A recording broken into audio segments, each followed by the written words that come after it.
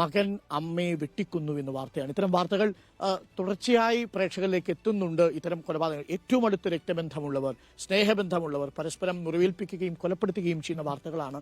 നിർഭാഗ്യവശാൽ അതൊരു തുടർ വാർത്തയായി മാറുന്നു. എടക്കളത്തൂർ സ്വദേശിനി 68 വയസ്സുള്ള ചന്ദ്രമതിയാണ് കൊല്ലപ്പെട്ടത്. മകൻ സന്തോഷിനെ പേരാമംഗലം പോലീസ് കസ്റ്റഡിയിലെടുത്തു. എന്താണ് കാരണം? മദ്യപിച്ചെത്തിയ മകനാണ് 68 വയസ്സുള്ള ചന്ദ്രമതി എന്ന അമ്മയെ വെട്ടിക്കൊലപ്പെടുത്തിയത്. മദ്യം എങ്ങനെയാണ് മനുഷ്യനിൽ ഒരു ക്രൂരനെ സൃഷ്ടിക്കുന്നത് എന്നതിന്റെ ഒരു തെളിവ് കൂടിയാണിത്. മെഡിക്കൽ കോളേജിൽ പ്രവേശിപ്പിച്ച ചന്ദ്രമതി പിന്നീട് മരിക്കുകയായിരുന്നു.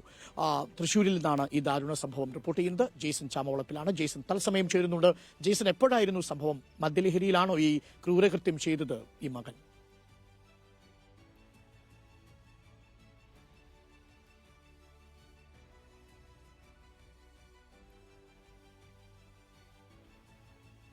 ജെയ്സൺ, എപ്പോഴായിരുന്നു സംഭവം?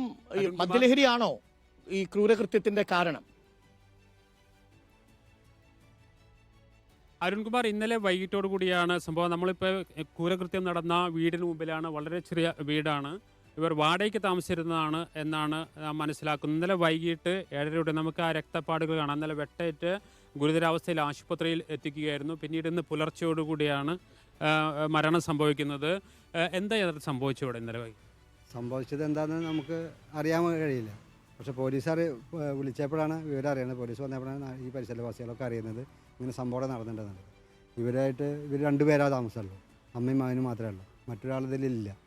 അപ്പോൾ ആയതുകൊണ്ട് ഇതിൻ്റെ വലിയ ബഹളങ്ങളൊന്നും കേട്ടതായിട്ട് ആരും ഒന്നും പറയാനില്ല. അങ്ങനെ എന്തെങ്കിലും വേറെ എന്തെങ്കിലും മകനോ അമ്മയ്ക്ക് അങ്ങനെ എന്തെങ്കിലും? അമ്മയ്ക്ക് ചെറിയൊരു മാനസികമായിട്ടുള്ളൊരു പ്രശ്നമുണ്ട്. മകൻ മദ്യപാനിയല്ലോ? സ്ഥിരം മദ്യപാനിയൊന്നല്ല ആൾ.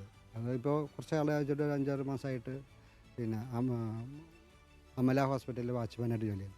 അപ്പോൾ മദ്യപിക്കാറില്ല എന്നാണ് ഞാൻ പലവട്ടം കണ്ടപ്പോൾ ചോദിക്കാറ്. മദ്യപനൊന്നിന് കാണുമ്പോൾ തന്നെ അങ്ങനെ ഒരു പോലീസ് ഇന്നലെ മദ്യപിച്ചിട്ടുണ്ടെന്നാണ് പോലീസ് പറയുന്നത്. ഇന്നലെ നമ്മളവനെ കണ്ടിട്ടില്ല, ഈ പുള്ളിനെ കണ്ടിട്ടില്ല. ഇങ്ങനെ ഇടയ്ക്ക് ഇങ്ങനെ സംഭവിച്ചു. മദ്യപിക്കാറുണ്ട് ആൾ, സ്ഥിരം ഒരു മദ്യപാനിയല്ല. ഒരു സീസണിൽ കുറച്ച് കഴിക്കും, പിന്നെ അത് എന്തെങ്കിലും വഴക്കം അങ്ങനെയൊക്കെ ഉണ്ടാവും. വീട്ടിലെ പ്രശ്നം എന്ന് പറഞ്ഞു കഴിഞ്ഞാൽ ചിലപ്പോൾ ഉണ്ടായിട്ടുണ്ടാവാം, തമ്മിൽ എന്തെങ്കിലും പ്രശ്നം ഉണ്ടാവും. അത് നാട്ടുകാർക്ക് അറിയാവുന്ന രീതിയിലുള്ള പ്രശ്നങ്ങളൊന്നും ഉണ്ടാവാറില്ല അവർ തമ്മിൽ.